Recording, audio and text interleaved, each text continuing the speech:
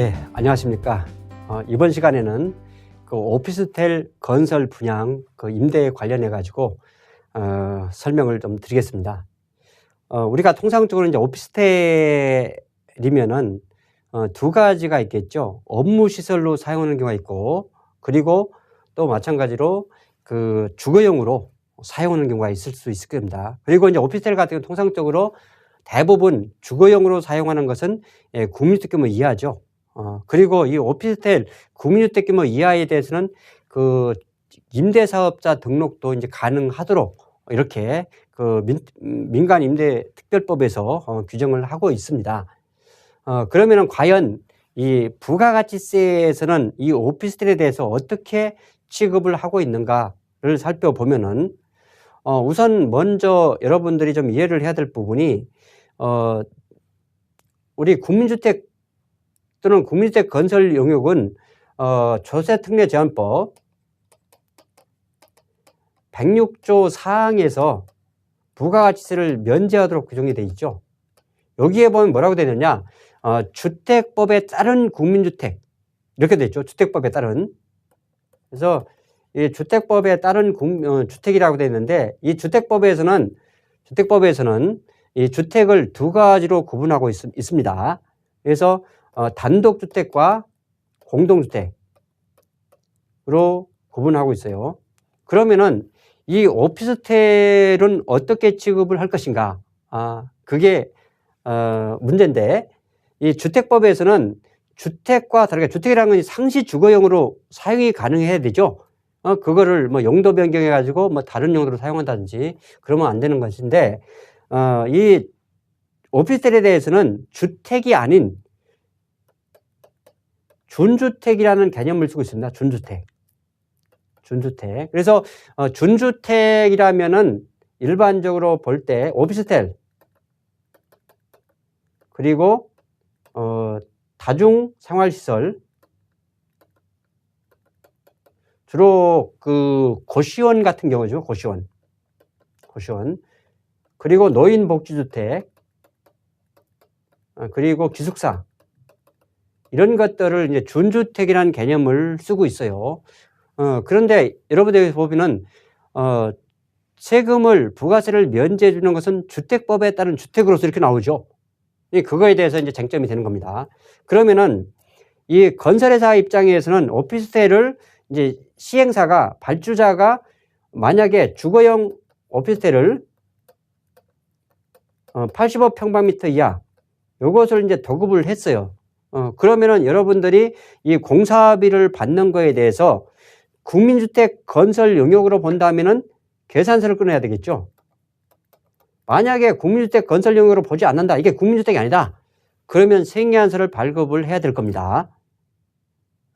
그리고 만약에 이 건설회사 입장에서 국민주택 건설 용역이라고 하면은 계산서를 끊었으면은 당연히 이 건축자재 등에 대해서 세금서 받은 거에 대해서는 매입세 불공제를 해야 되겠죠. 불공제. 만약에 생계안서를 끊었다면은 당연히 공제 또는 안분계산, 이런 절차를 이제 거쳐야 될 겁니다.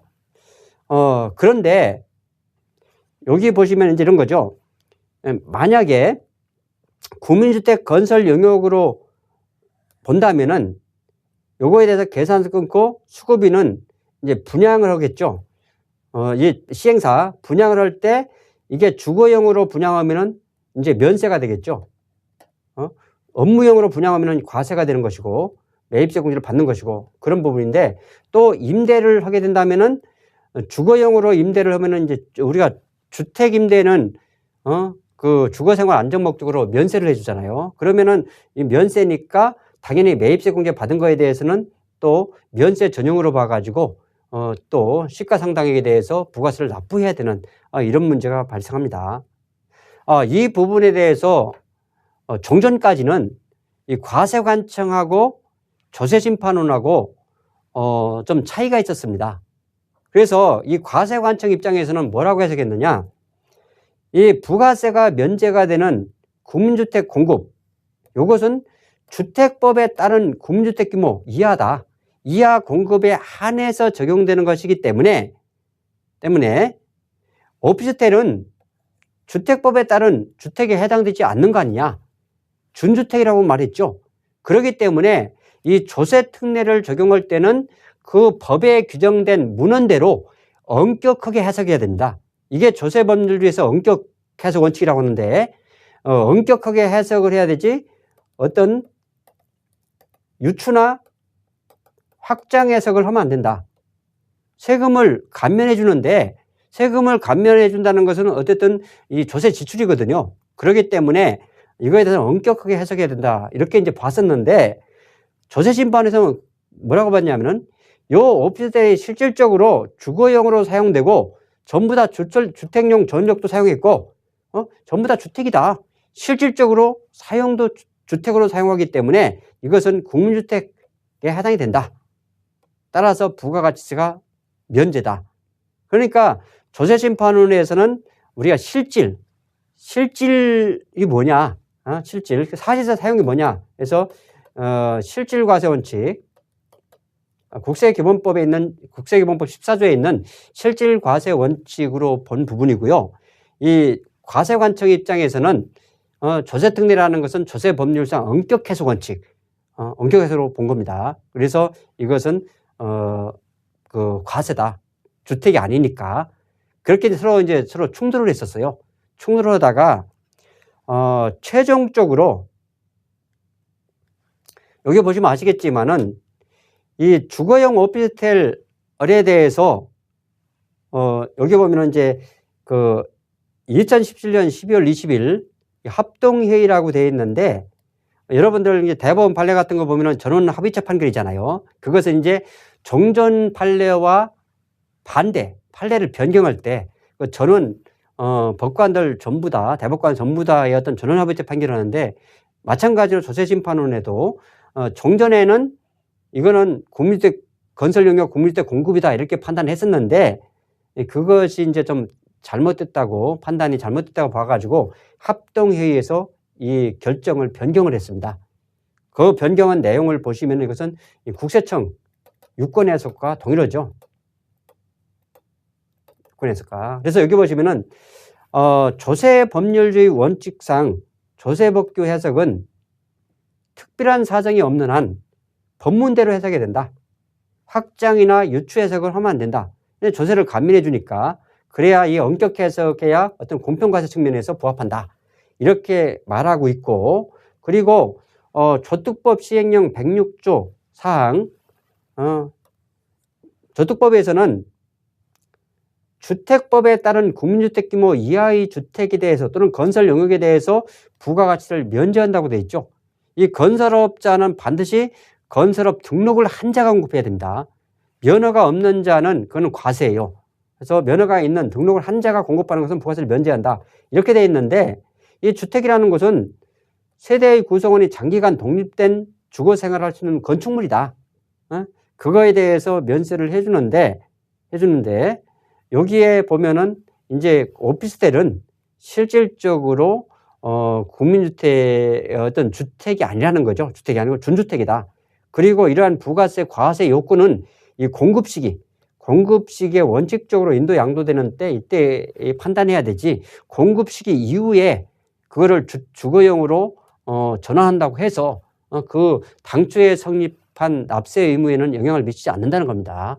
따라 결론적으로 지금 현재는 이 주거용 오피스텔이라고 하더라도 무슨 오피스텔이든 간에 이것은 이 주택이 아니다. 주택이 아니니까 준주택이니까 당연히 국민주택 건설 영역도 과세고요. 아니 국민주택이 아니죠. 이 오피스텔 건설 영역도 과세고 그리고 이 오피스텔 공급도 과세입니다. 이 특히 오피스텔 공급은 이것은 주거용 건물 공급이 아니기 때문에 이것은 반드시 최종 소비자 수분양자한테 분양을 한다고 하더라도 반드시 승인안서를 발급해야 된다. 계산서. 이렇게 여러분들이 이해를 하시면 되겠고요. 그래서 과거에 만약에 이것을 면세로 봐서 계산서를 주고받은 경우 그런 경우에 상당히 지금 문제가 되고 있습니다. 건물 형태별로 또는 용도별로 이제 과세 여부를 좀 판단을 해 보겠습니다. 그래서 고시원 같은 경우에 이제 고시원도 두 가지 종류가 있는데 일반적으로 이제 일시적으로 숙박이나 숙식 이런 경우에는 이 다중생활시설이죠. 이런 경우는 이제 근린생활시설인데 당연히 그거에 대해서 이제 과세가 되는 거죠. 그래서 신축할 때도 그 공사비에 대한 환급을 받을 수 있으신 거고, 그리고 나중에 이 고시원으로 사용해도 그거에 대해서 부가세를 내야 됩니다. 사용료 받는 것도. 다만 이제 장기간 독립된 주거에 제공이 된다. 이것은 주택, 주거용으로 사용되니까 주택 임대와 동일하다는 거죠. 따라서 이것은 이 사용료에 대해서는 부가가치를 면제합니다. 다만 여러분들이 주의를 해야 될 부분이 이 고시원을 신축할 때 공사비에 대해서는 당연히 주거용으로 사용한다고 하더라도 부가세, 과세에 해당이 되기 때문에 세액인하서를 받아야 된다는 거죠. 세액인하서를 받아가지고 그것을 매입세 공제를 할지 아니면 매입세 불공제 할지를 판단을 하셔야 돼요. 만약에 여러분들이 매입세 공제를 받았을 때는 나중에 업무시설로 사용할지 아니면 주택으로 사용할지는 그건 나중에 판단 문제니까 공제를 받고서 나중에 실질적으로 주택으로 주거용으로 전환됐을 때 그때 부가세법에 있는 자가공급 중에서 면세 전용으로 가가지고 부가가치를 다시 납부하는 그렇게 하시면 되겠습니다. 이 오피스텔 같은 경우도 뭐 업무용으로 하는 건 당연히 과세고요. 주거용으로 사용하는 것들은 이건 면세죠. 여기서 면세라는 것은 뭐냐면은 이 사용료 받는 거. 이 오피스텔을 건축하거나 분양하는 것은 전부 다 과세입니다. 사용료 받을 때 그거에 대해서는 주택임대에 해당이 되기 때문에 면세다 그런 의미예요.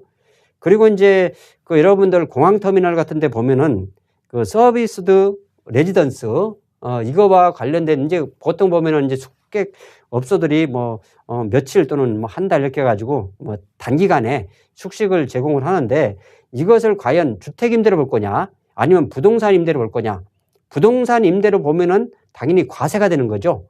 그 임대료에 대해서. 그런데 주택 임대로 보면 면세가 됩니다. 그래서 이거에 대해서는 지금 법원에서 마찬가지로 주택법상 주택이 아니기 때문에 숙박시설이라는 거죠. 따라서 부가세 과세로 이렇게 보도록 되어 있습니다. 그리고 이제 생활형 숙박시설 요즘 많이 이제 신축을 하고 있는데 뭐 호텔하고 오피스텔 뭐 이렇게 표현하는데 이것도 마찬가지로 숙박시설로 과세에 해당이 되는 거죠. 따라서 사용료도 과세가 되는 것이고 공급, 분양 또는 건설 용역도 전부 다 과세가 된다. 이렇게 보시면 되겠습니다. 그럼 부가가치세가 면제가 되는 이 주택임대 판단 기준에 대해서 조금 보겠습니다. 이 주택임대는 이건 부가가치를 면제하고 있죠. 어떤 국민의 주거생활 안정 목적으로 면제를 하고 있는데 주택이 되기 위해서는 주거용으로 사용이 돼야 되겠죠. 그래서 여기 보시면은 뭐 싱크대, 욕실 이런 것들과 같은 어떤 독립된 주거시설이 있어야 되고요. 이런 원룸 같은 경우에 해당이 될 텐데 그리고 임대보증금이 일반적으로 다액 뭐 다액에서 여기서 뭐 몇천만 원, 몇 억이 아니고 보통 뭐 300만 원에 월세 30만 원 뭐 이런 식으로 나눠지잖아요. 그래서 그리고 계약 기간이 장기간 뭐 최소한 뭐 6개월 이상, 1년 이상 이렇게 적용이 되는 거. 그리고 이제 또 임차인들이 이 전입신고를 하는 경우가 있습니다. 전입신고한다는 것은 주거용으로 사용한다는 거죠. 그리고 주택용 도시가스, 전력 이런 것들을 주거용으로 사용했다는 것이 입증이 되면은 이것은 주택임대잖아요. 그러니까 그 임대료 받은 것은 당연히 면세가 되겠죠. 면세. 다만 이제 공사비나 분양할 때는 그건 과세라고 이렇게 말씀을 드렸습니다. 이번 시간에는 주로 이제 오피스텔 관련해서 설명을 드렸고요. 이 오피스텔은 지금 현재 실무에서 주택이 아니기 때문에 준주택이기 때문에 오피스텔을 건설 용역도 세액에서 발급하셔야 되고요. 그리고 분양도 세액에서를 발급해야 됩니다. 다만 이제 오피스텔을 신축해서 임대 사업에 전용을 했다. 그건 주택 임대에 해당이기 때문에 그건 면세죠. 면세로 가야 된다. 이렇게 이해를 하시면 되겠습니다. 예, 수고 많으셨습니다.